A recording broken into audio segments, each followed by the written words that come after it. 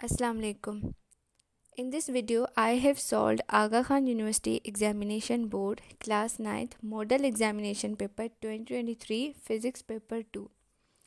So इस paper में मैंने थ्योरी फिज़िक्स कवर किया है मॉडल एग्जामिनेशन पेपर 2023 का. So let's get started starting from question number 1. Write the name of the physical quantity which is measured by the given instruments. यहाँ पे दो instruments given हैं 1 and 2, उसके नाम लिखने हैं. First one is measuring cylinder and second one is physical balance. Measuring cylinder is used to measure volume और physical balance से हम mass को measure करते हैं. Then question number 2. There are three states of equilibrium. Write any one example of each state of equilibrium from daily life. Stable का example, unstable and neutral. Stable equilibrium का मतलब होता है कि अगर हम किसी भी ऑब्जेक्ट को थोड़ा सा उसकी पोजीशन से हटा दें तो अगर वो अपने पोजीशन पे रिटर्न हो रहा है तो वो स्टेबल है. अनस्टेबल में वो रिटर्न नहीं होता अपने ओरिजिनल पोजीशन पे, न्यूट्रल में भी नहीं होता, लेकिन इनमें फिर सेंटर ऑफ ग्रेविटी का भी डिफरेंस होता है. मैं एग्जांपल्स यहाँ पे लिखने तो स्टेबल का एग्जांपल है a book placed on a flat table, and unstable का है a pencil balance on its tip on a table, and then neutral का है a ball placed in the middle of a flat featureless and frictionless surface. Then moving towards question number 3. Question number 3 में जो है वो problem है the masses of the earth and moon are this and this respectively. The distance between the earth and moon is 3.84 into 10 power 8 meter. The value of gravitational constant, which is g, is 6.67 into 10 power minus 11 newton meter square per kg square. So with reference to the given information, calculate the gravitational force exerted by earth on the moon. इस question में जो है वो gravitational force calculate करना है. Gravitational force का जो formula होता है वो न्यूटन्स लॉ ऑफ ग्रेविटेशन से आता है, which is G mass of earth mass of moon और डिवाइडेड बाय रेडियस स्क्वायर. तो सबसे पहले हम डेटा को लिखेंगे. डेटा में हमारे पास मास ऑफ अर्थ गिवन है, मास ऑफ मून गिवन है, देन हमारे पास डिस्टेंस गिवन है, देन जी का वैल्यू भी गिवन है. तो putting the values in the formula F is equal to G का हमने वैल्यू रखा 6.67 इंटू माइनस 11, हमने मास ऑफ अर्थ रखा, हमने मास ऑफ मून रखा, एंड देन रेडियस का वैल्यू. इन सबको मल्टीप्लाई करके देन डिवाइड करेंगे तो ये फोर्स का वैल्यू आ जाएगा 1.9875 into 10 power 20 Newton's. Then question number 4. The temperature of a metal rim is increased before fixing it to a wooden cart wheel. Give a scientific reason to support this statement. In this question में इस question का मतलब है कि असल में ये question जो है बेस्ड है, मैंने यहाँ पे लिखा है प्रिंसिपल ऑफ थर्मल एक्सपेंशन पे. इस क्वेश्चन में कह रहा है कि वुडन कार्ट व्हील है, उसमें हम मेटल रिम को इंसर्ट कर रहे हैं. तो उस मेटल रिम का जो टेम्परेचर है वो फर्स्ट हम इंक्रीज़ कर रहे हैं before fixing it to a wooden cart wheel. ऐसा हम क्यों कर रहे हैं, टेम्परेचर इंक्रीज़ क्यों कर रहे हैं? दिस इज़ बिकॉज के मेटल जब भी टेम्परेचर उसका इंक्रीज़ करते हैं तो वो थर्मल एक्सपेंशन के अंडर हो जाता है. थर्मल एक्सपेंशन का मतलब होता है कि जब ये मेटल रिम का टेम्परेचर इंक्रीज़ होगा तो मेटल बिकॉज सॉलिड है, इसके पार्टिकल्स काइनेटिक एनर्जी को गेन करेंगे and they will move faster and faster, उनमें गैप्स आ जाएंगे तो वो मेटल थर्मली एक्सपेंड हो जाएगा. फिर अगर हम पहले उसको हीट कर रहे हैं, पहले सपोज़ कि हम उसको हीट नहीं कर रहे, ऐसे ही फिक्स कर रहे हैं वुडन कार्ट व्हील में, तो जब वो हीट होगा देन फिर अगर उसका टेम्परेचर इंक्रीज़ हुआ और वो हीट हुआ तो उसमें गैप्स आ जाएंगे और फिर क्या होगा कि ये होगा कि वो अनस्टेबल हो जाएगा ये वुडन कार्ट व्हील. इसलिए हम उस अनस्टेबिलिटी को मेंटेन करने के अनस्टेबिलिटी को ख़त्म करने के लिए, उसको स्टेबल करने के लिए, ताकि उसके अंदर कोई भी गैप ना आए, प्रिवेंटिंग एनी गैप्स, उसको हम क्या करते हैं पहले उसका टेम्परेचर इंक्रीज़ करें. पहले इंक्रीज़ कर देंगे तो फिर वो जो है ना पहले ही थर्मल एक्सपेंशन उसमें हो जाएगी, पहले ही एक्सपेंड हो जाएगा, फिर हम उसको कूल डाउन करके उसमें फिक्स कर सकते हैं. ये आप रीड करिएगा. When the temperature of a metal rim is increased before fixing it to a wooden cartwheel, the reason behind this practice is principle of thermal expansion. Preheating compensates for thermal expansion. When the metal rim is heated, it expands. वो heat करेंगे तो वो expand होगा. allowing for a tighter fit onto the cartwheel. This ensures a secure, stable attachment, preventing any gaps when the metal cools down. Question number 5.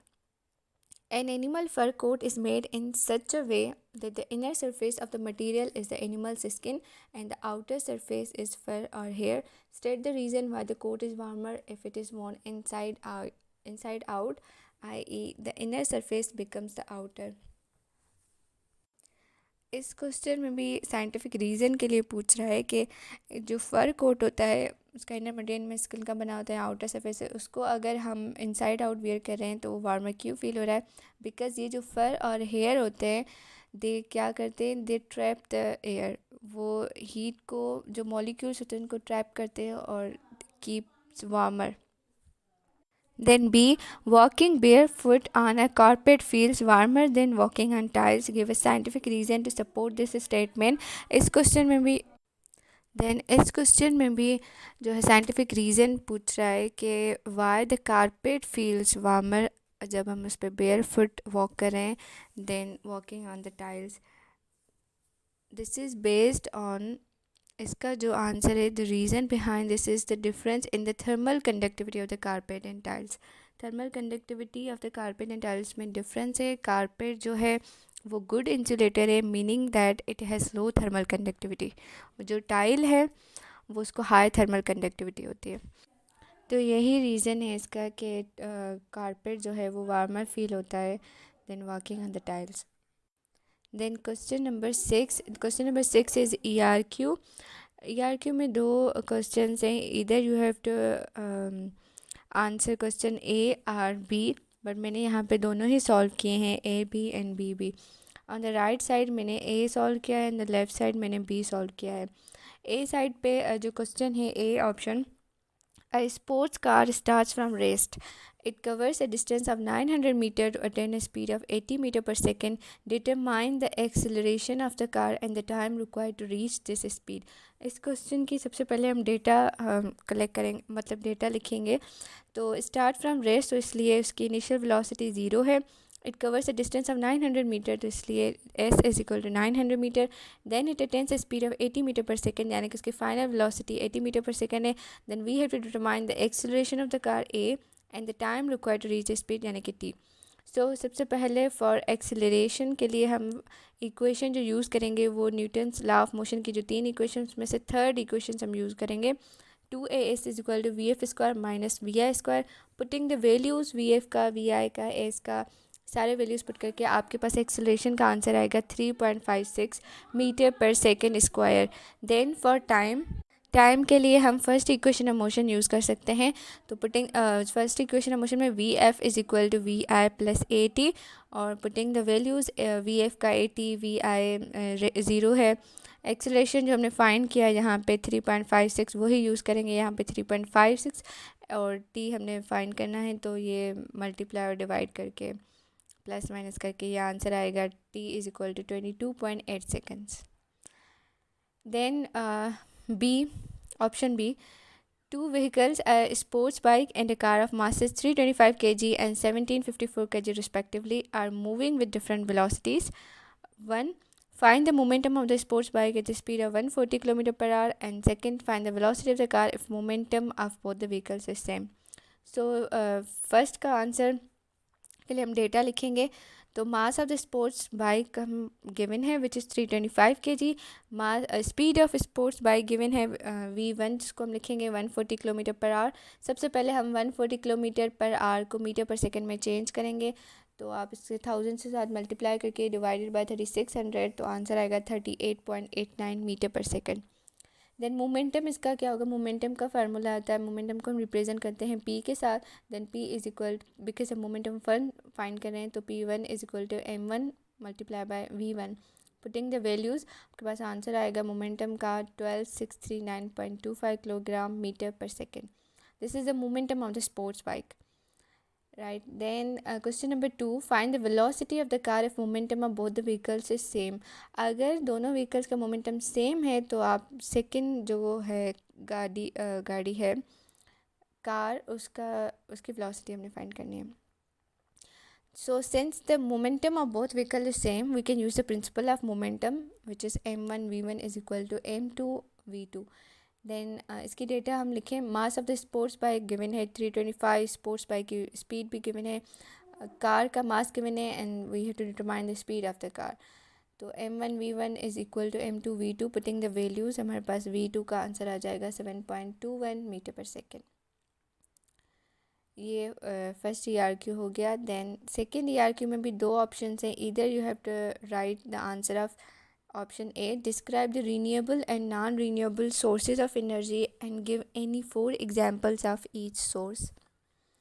Then second ERQ है, describe the types of forces that act on a body in a fluid if it is partially immersed, completely immersed, and then second है उसका, explain the reason why upthrust acts in the upward direction.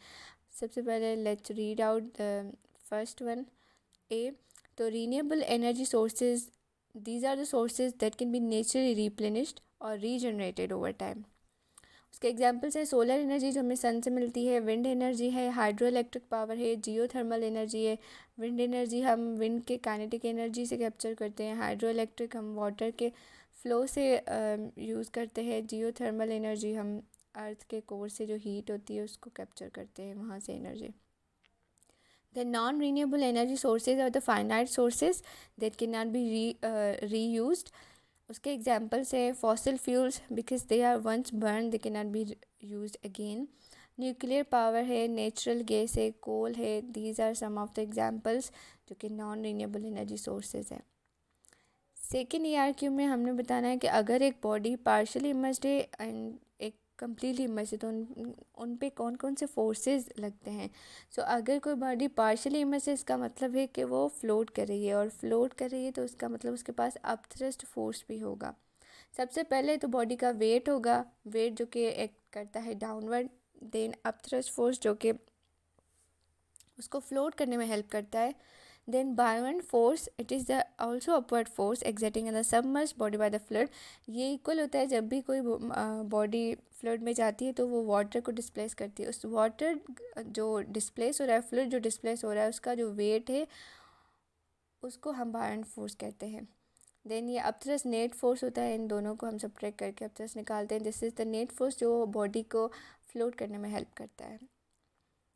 Then second है कि अगर completely immersed है body तो क्या होगा. जब कम्प्लीटली इमर्स्ड है, सबसे पहले तो उसके पास वेट होगा, उसका weight acting vertically downward, and then buoyant force, क्योंकि जब भी कोई बॉडी फ्लड में जाएगी तो वो वाटर डिस्प्लेस करेगी. उस डिस्प्लेस वाटर का जो वेट है वो बायोवेंट फोर्स है. सो ये लास्ट स्टेटमेंट यहाँ पे मैंने लिखी, in both cases with the partially or completely immerse equilibrium of the body determine the balance between the buoyant and weight. अगर बायोवेंट फोर्स ग्रेटर है वेट से तो obviously the body will experience an upward net force will tend to float. अगर इसका weight greater है तो body will experience a downward net force and it will tend to sink हो जाएगी वो बॉडी. देन सेकेंड क्वेश्चन था कि why upthrust, explain the reason why upthrust acts in the upward direction. Upthrust upward direction में क्यों act करता है. This is according to the Archimedes principle. Archimedes principle की स्टेटमेंट को रीड आउट करें. When an object is partially or completely submerged in a fluid, it experiences an upward force equal to the weight of the fluid displaced by the object. This force is known as upthrust. It acts in the opposite direction of the force of the gravity. So ये यहाँ पे model paper ख़त्म हुआ. If you have any question, यहाँ पे कुछ समझ नहीं आया है तो please comment in the comment box. और थैंक यू फॉर वॉचिंग.